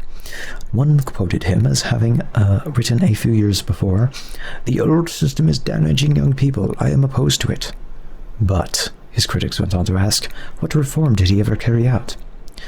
"Why is Tsinghua's curriculum so protracted?" asked another. "Why are worker and peasant students dropped? Is your last name Ma or Xu? Marks or revision?" Liu Bing had once given a report entitled "Break with Bourgeois Thought." "But," said one poster, "you never mentioned who was in power here or what line was being carried out. You only handled a few selfish ideas in the students' heads." When, in 1961, the administration decided that too much time was being wasted on labor and political study, Liu had led in cutting back on both. "Repudiate bourgeois thought, but don't go to extremes," he had said. Now posters questioned his extremes. Had not vocational study and the pure technical viewpoint been extremes? They are, for sure. Liu's problem was not one of bureaucracy or commandism. He had been even-tempered. He had never scolded people or cursed them out. His attitudes and style of work had always been good, perhaps because he had never done detailed work among the people, but had sat in the head office writing big reports and drawing up key regulations. No, Liu Bing's problem concerned political line. He had carried out a wrong line, but at first this was not at all easy to understand. Reading posters, hearing criticism from the masses, and writing endless self-criticisms generated a sharp struggle in Liu Bing's mind. There seemed to be no way out. The work team would not accept any criticism that did not admit to counter-revolutionary thinking. Since Liu Bing refused to admit any such thing, all his statements were rejected. Furthermore, he was not at all convinced that he had made any serious mistakes. What then should he do? Should I just be pessimistic and give up? Or should I go on working for the revolution, confront myself and change myself? I found myself full of complaints. I had worked so hard, only to end up with a dunce cap. Why not say to hell with it? But after all, I was brought up by the Communist Party and Chairman Mao. I had spent my life in the revolution. Why should I give up now? Every time that I decided to hell with it, another thought always followed. If I quit, how can I face Chairman Mao? I decided to undergo this test and continue making revolution. When the work team left, the preparatory committee under Liu Tao and Hepeng Fei took responsibility for the 146 set-aside cadres. When the committee was overthrown in December 1966 and the United Regiment took over, the demands on Liu Bing remained the same. He must listen to criticism, read the posters that repudiated him, and examine himself. After a time, I began to ask myself, why is it that an old cadre, one who joined the revolution and the Communist Party while still so young, should have so many opinions raised against him? Night after night, I could not sleep. I thought and thought. I studied books. I read the history of the Communist Party of the Soviet Union. I read and reread the writings of Chairman Mao. Mao said, "We communists aim to wage revolution, not to be big officials. Our cadres are ordinary working people, not bourgeois gentlemen sitting on the necks of the people." Well, I mean, that's once again, I gotta give it to Mao there. That's correct. That's the correct line there on what revolutionaries should be doing. Stalin told an old Greek tale about a man named Antaeus, who was strong as long as his feet stayed planted on the earth, but who immediately became weak when his feet left the earth. He was referring to the Communist Party and the masses. So I thought about Stalin's words and Mao Zedong's words. Well, once again, Stalin, again, correct to say this. Stalin and Mao were correct to say these things. Say them. They said them. I won't make any other comments, but they said them.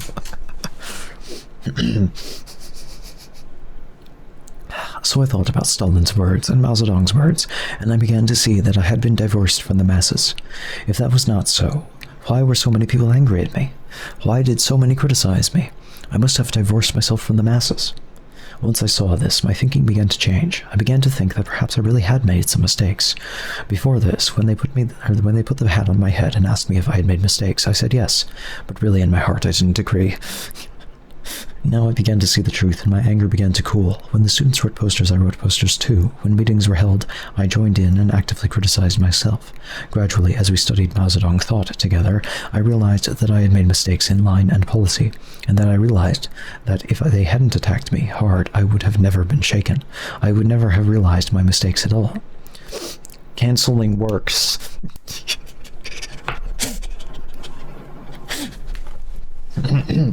By that time, it was the spring of 1967. Before that, when I was called to meetings, I didn't feel like going. But after that, when I knew there would be a meeting, I went early. When they announced over the loudspeaker that at a certain time and place Liu Bing would face criticism and repudiation, I went there ahead of them. I was on hand, ready to criticize myself.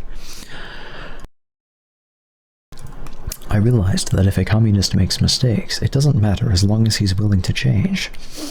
Mao Zedong says that mistakes are not serious if one corrects them. I think there are some mistakes that are definitely serious no matter what, Chairman. I'm just gonna put that out there. I think he's more talking about the character of a person. If you correct your mistakes, there's like. You say mistakes. What kind of mistakes are we speaking of here? What counts as a mistake? Is it something you did on accident, or is it just a wrong thing that you did? Because, I mean, like, murdering a bunch of people is a mistake in the second sense, but it's not an accident. You did it on purpose. You made mistakes.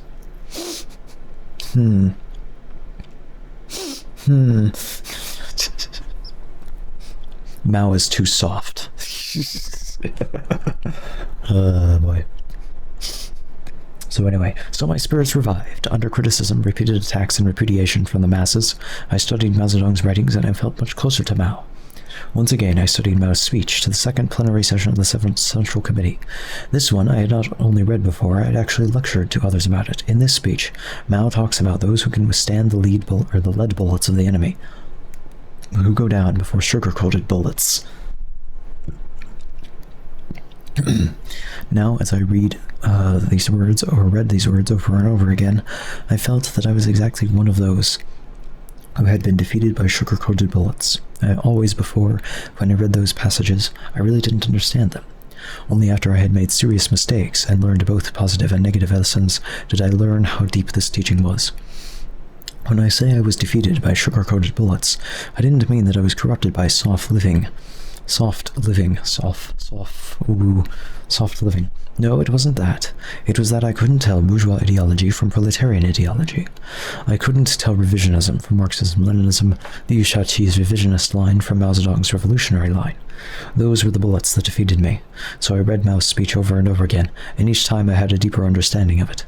With tears in my eyes, I asked myself, why couldn't I understand this before? How come I have made such serious mistakes? I remembered all those who had lost their lives. Mao Zedong once said, "Thousands of martyrs have died serving the people.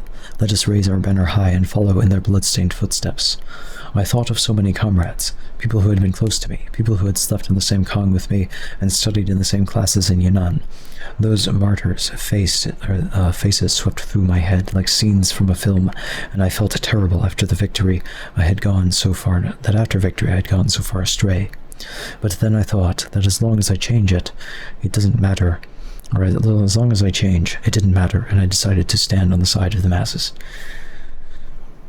So from context, you can figure out that Kong is a thing that you sleep on, but I need to explain for those who don't know, I guess. It's like a heated sleeping platform, okay? So like underneath it, you put like a fire or something, okay?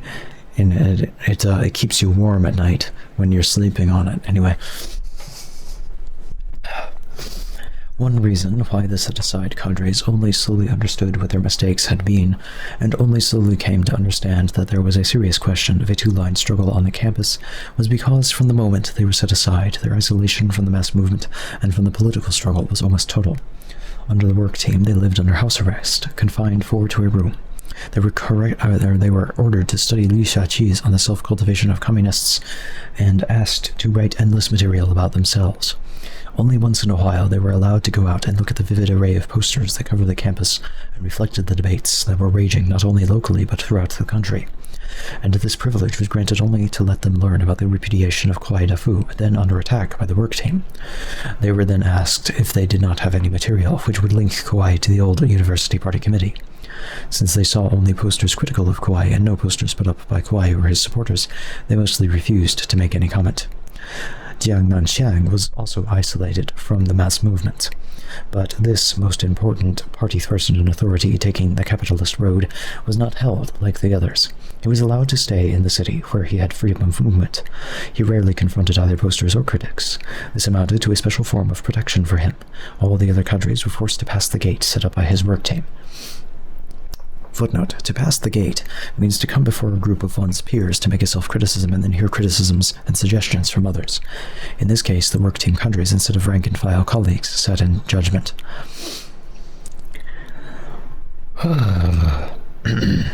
This gate was not one of mass criticism or testing by the people, but was an appraisal by the cadres of the work team itself, of the self-critical material written by their victims.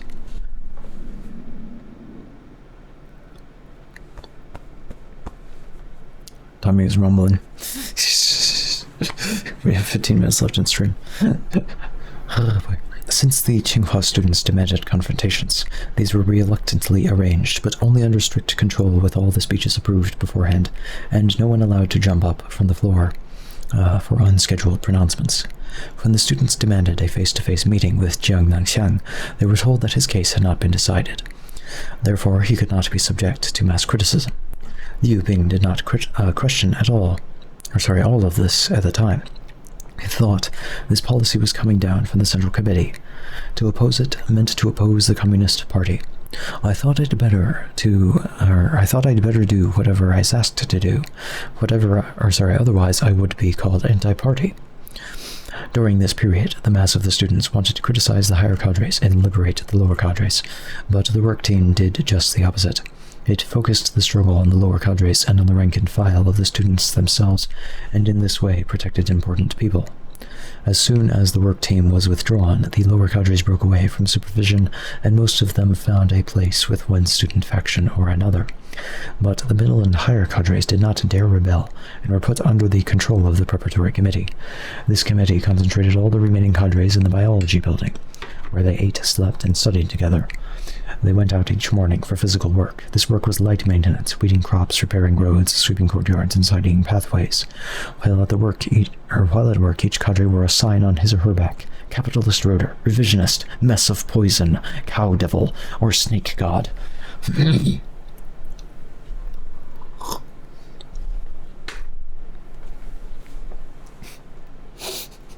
On October 6, 1966, after the huge Beijing rally of revolutionary rebels from all over the country where Huai Dafu finally won national recognition as a student leader, the power of the preparatory committee was shaken.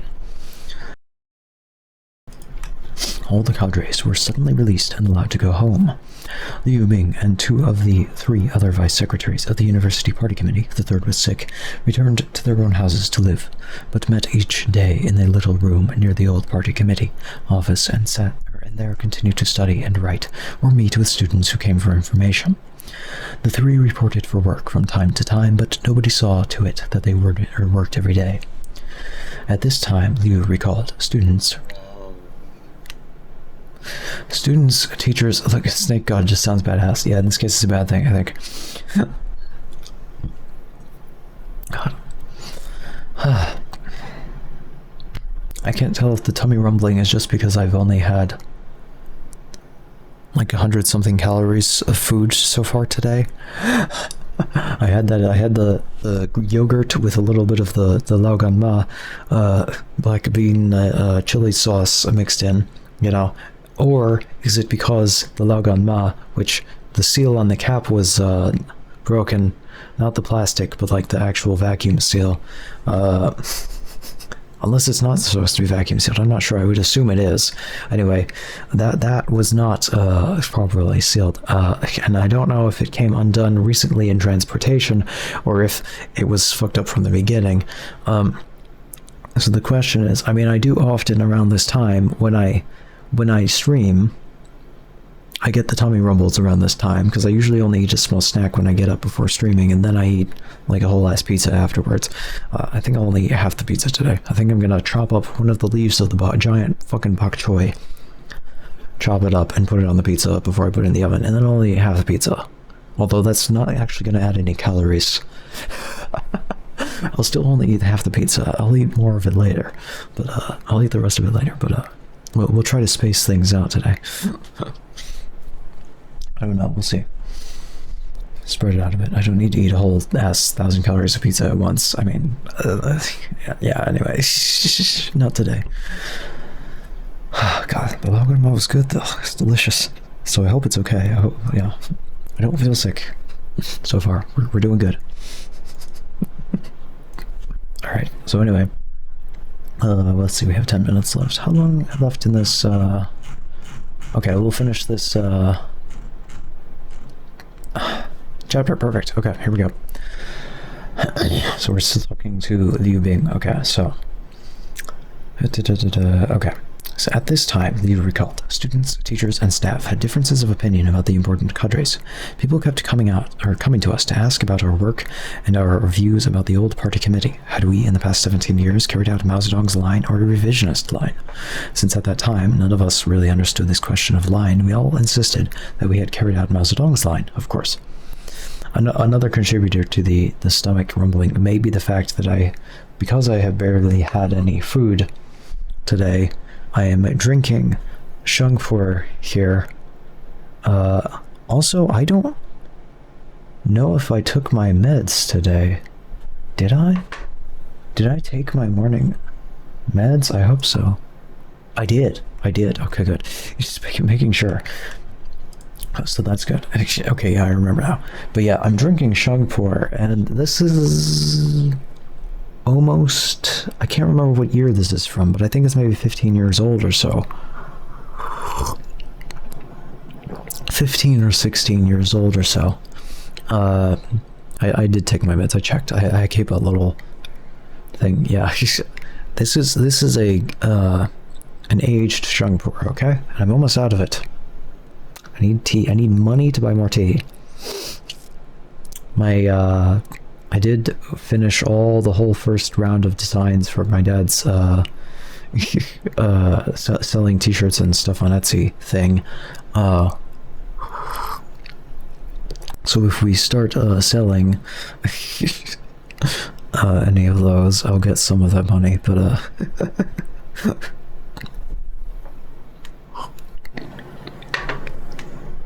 I haven't advertised yet. I think I might have to make the advertisements. I might have to. I'm probably the one that has to make that. Anyway, I've never made advertisements before. Not really. Well, I've made an infomercial, a joke infomercial for a class once. Ours was not the most offensive one. Ours was not. It made fun of Jesus, so the guy, the teacher, fucking when the theme song of the product, came on screen and it had Jesus spinning around on the cross, the teacher was a bit unhappy. His mouth was, his jaw was on the fucking floor. He was like, he could not fucking believe what we had done, but we did not come up with the worst fake infomercial for that class, because the next group was advertising abortion or fetus in a bucket. That's what they were selling. So we got off okay with our kind of ridiculously offensive infomercial. I would not make that infomercial again. Okay, it was a little bit too much.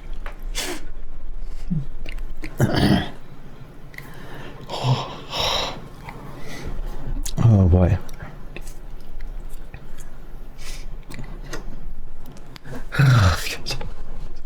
God. Anyway, and then another group did a did an advertisement for gender affirming surgeries. Based as fuck. Anyway, it was probably actually transphobic. I haven't watched it in a while.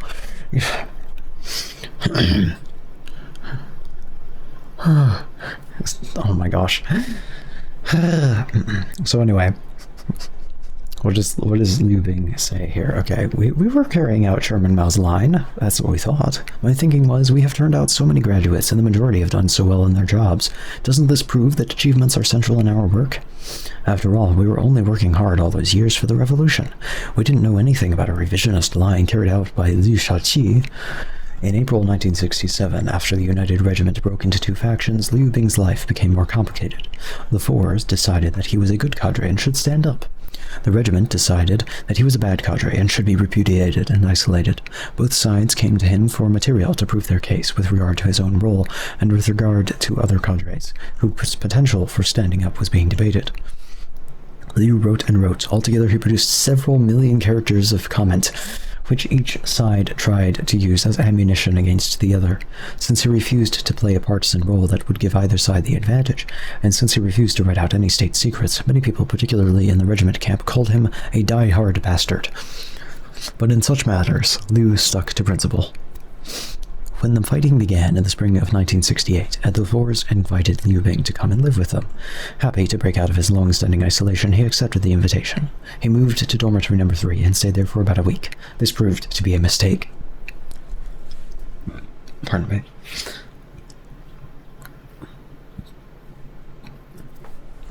It so angered the regiment that they had sent a squad to kidnap him. They took him in the old party committee, or they took him to the old party committee office under guard.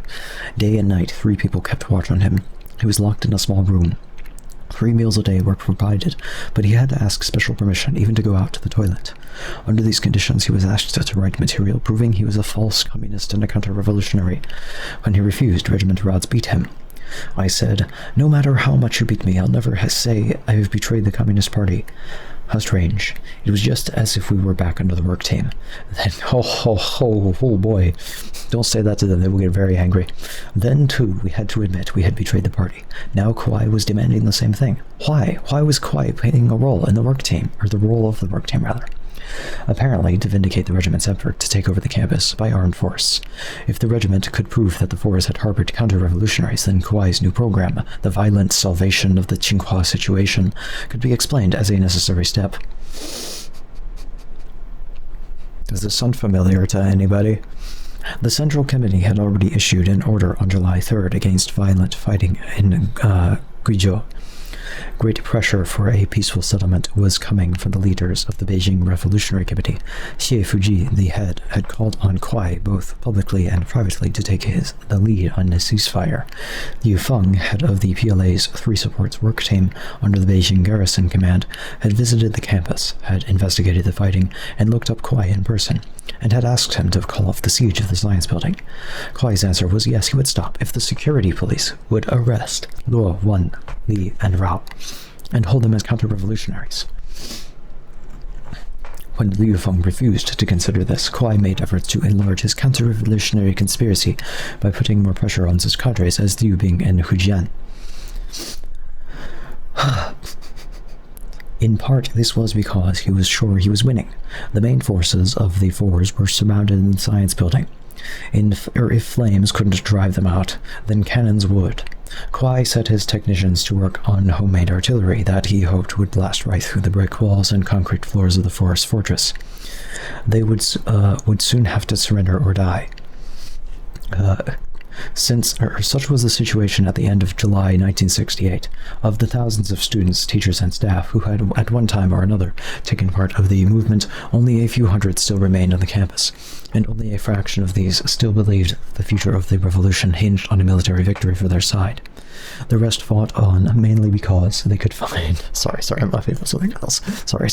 The rest fought on mainly because they could find no way to stop, because the slightest weakness gave an advantage to the other side, which might easily be parlayed into lethal action.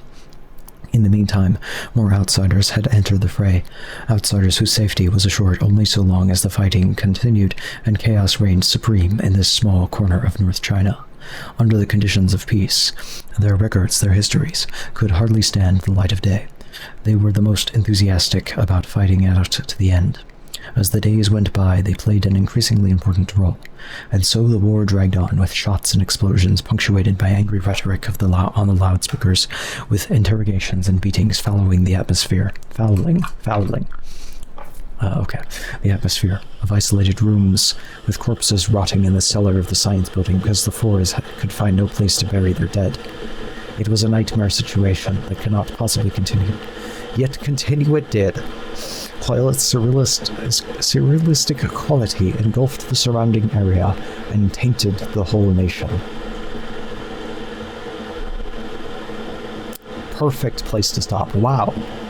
We finished that chapter with 50 seconds to spare on our normal 2-hour stream time. Nice. Perfect. We finished part 2 of the book. We're finally going to get to the best part. The best part. I don't know. I mean, all the murder was pretty exciting. We got through that today. Okay, now we're going to get to the end of all the murder. Okay.